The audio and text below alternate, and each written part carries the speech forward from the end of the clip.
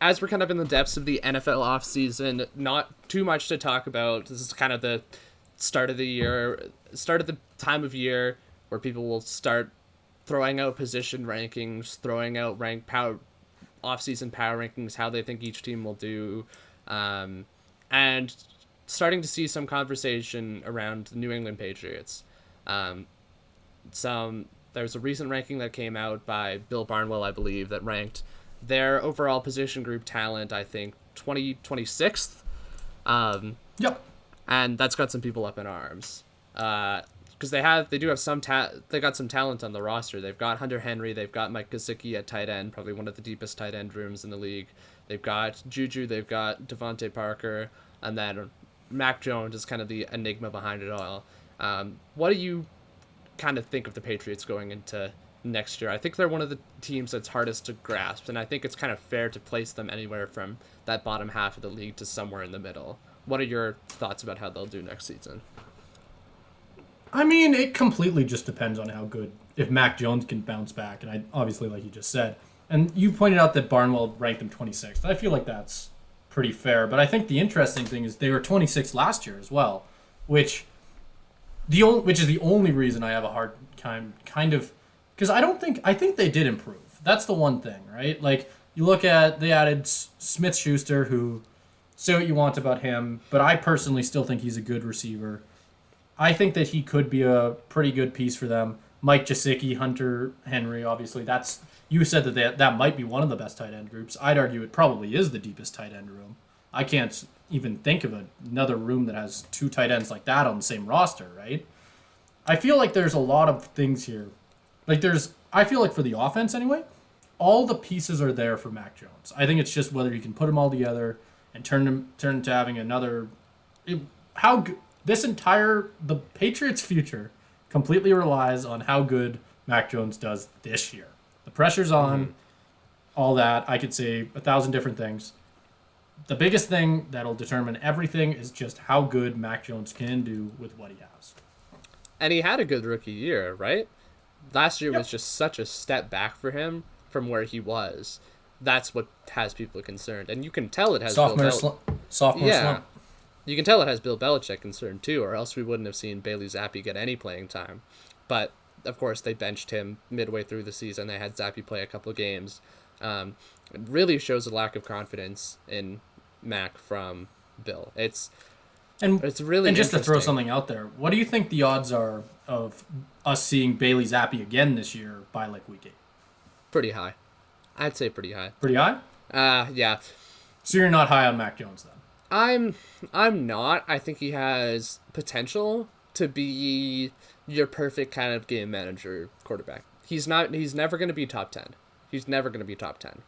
But does he have... I definitely agree with you on that, yeah. Does he have potential to be like a solid starter? Like, if the team around him is really good, could he win a Super Bowl? Yeah, I think so.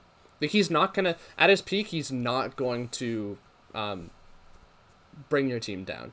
He's going to run the offense, and he's going to be kind of the perfect just distributor.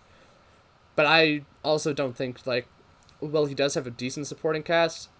I don't think it's exactly what he needs. So you say you're talking about Juju Smith-Schuster, and I agree. I don't think he's quite as bad as people think he is. Always when players have these kind of slight character issues, like this whole TikTok dancing on logos, that makes people see him as worse than he actually is. But for him, I do think he's better, and he got a bounce back year in Kansas City. He is listed right now as their number one receiver.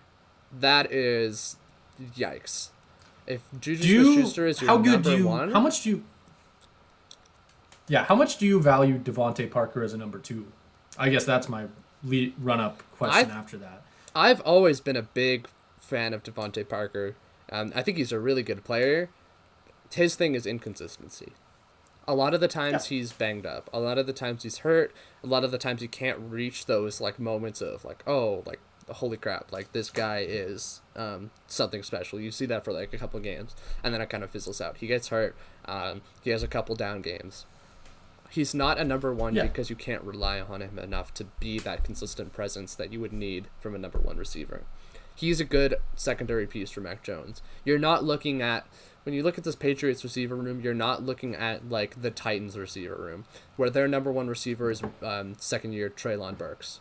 Like that's rough. You're not looking at that. They have some depth there. Devontae Parker is a perfectly fine, could be even above average number two. You just don't have a clear number one. You don't have a player that Mac Jones can be like, oh man, like I running out of options, being chased out of the pocket. Who's the guy I find?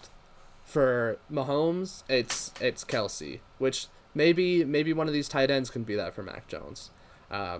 Like I think Russell Wilson to Tyler Lockett. I think back when he was in Arizona, Kyler Murray, DeAndre Hopkins. Like you always got to have that one guy for, especially for a younger quarterback, that can be your security blanket. And I don't think he really has. And I was gonna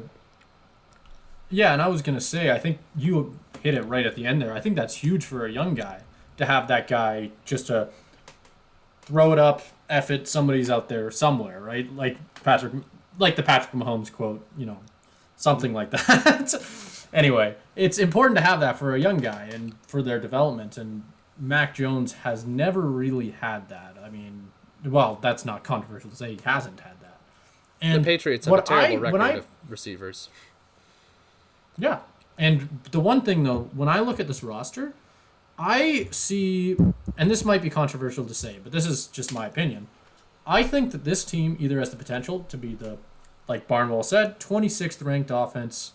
They're going to suck, yada, yada, yada. Or Mac Jones bounces back. We see the juju we saw in 2018 somehow. Devontae Parker gains a little bit of consistency. You could see an offense here that's pretty damn good. They have there's a lot of pieces here. It's just that's a lot. I just said a lot of things that could happen. That's the issue, it's going to take a lot for those to happen. Like, yep. But you're really stretching it. Yeah, because obviously you start off, Mac Jones could bounce back, right? Obviously, you can say the chances of that happening, chances of it not happening, you ought to go on forever.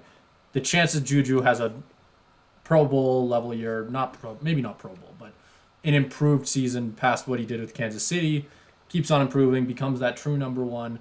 Again, fat could there. Devontae Parker gaining a little bit more consistency, getting even better, yada, yada, yada. I could go on and on. There's so many different coulds there that just really make it hard for me to say right now that I think that this Patriots team is going to have a bounce back year next year. Yeah. They don't have any guys who I keep going back to this. You mentioned consistency with Devontae Parker. I'd argue that's the situation with 90% of this team. There is a bunch of guys who have had great years before, have the chance to have one again, but to succeed with this team, you need all of these guys to line up, have career years all at the same time, and that's just not something that's going to happen. No, it's not. And I mean, we talked about this a little bit with our hockey segment, but the Patriots right now are floating in mediocrity. If Mac Jones peaks, they are 16th best offense in the league. They're not going to be amazing. The Patriots are currently the Calgary Flames of the NFL. Yeah, which would be a good... I wish that was the comparison we made like 5 years ago as a Flames fan. Yeah, oh yeah. But now it's imagine if we had Tom Brady. Mm-hmm. But the Patriots, I don't know. The Patriots for me, I wouldn't be... I mean, maybe give it a few more years. I wouldn't be shocked if Bill Belichick says, this is my time to move on. That's maybe a little bit of a... Yeah. Think of the outlook for the Patriots. If you're a Patriots fan, how much hope do you have for the next 5 years? I would say 0. Look at the teams in their division.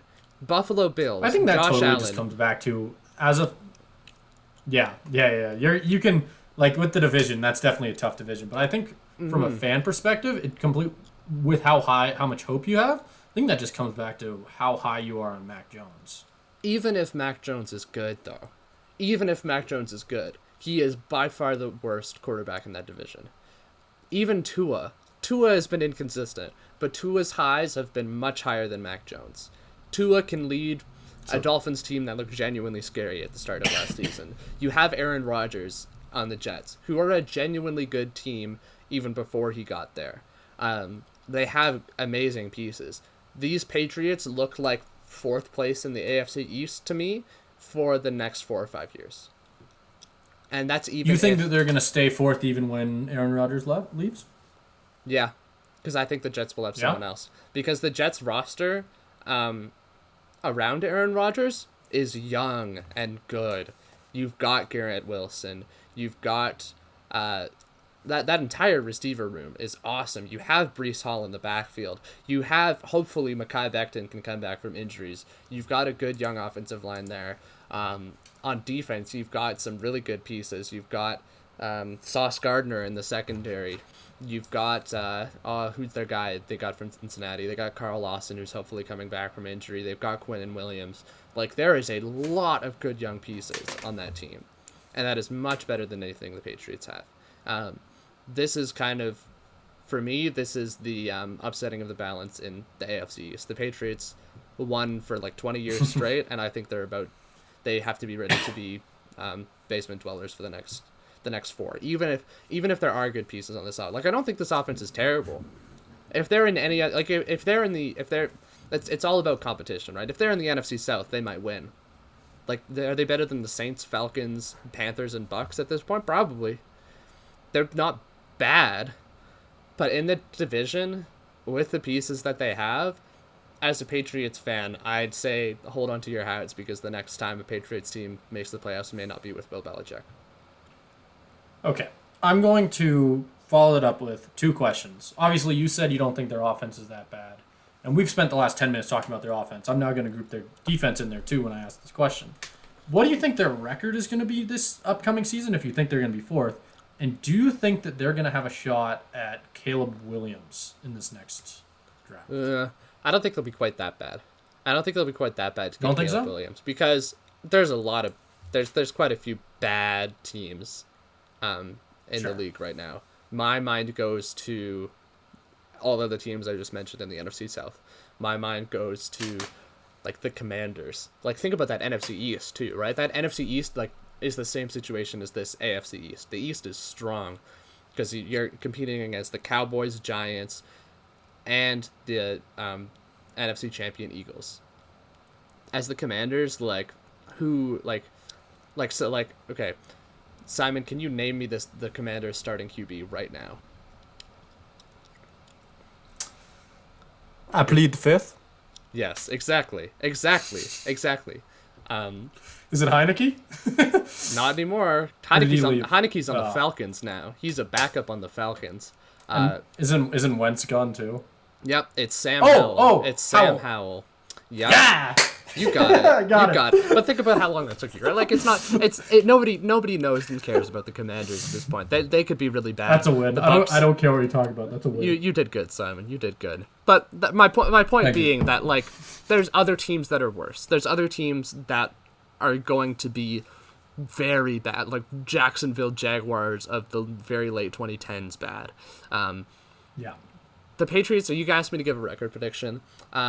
I'd say somewhere around the, like, 6-11. I'd say anywhere from 5-12 to 7-10, 8-9, kind of. 8-9 if everything goes right. If everything goes right, they're an 8-9 football team. I'm thinking more accurately they get 5 or 6 wins. Yeah? Okay.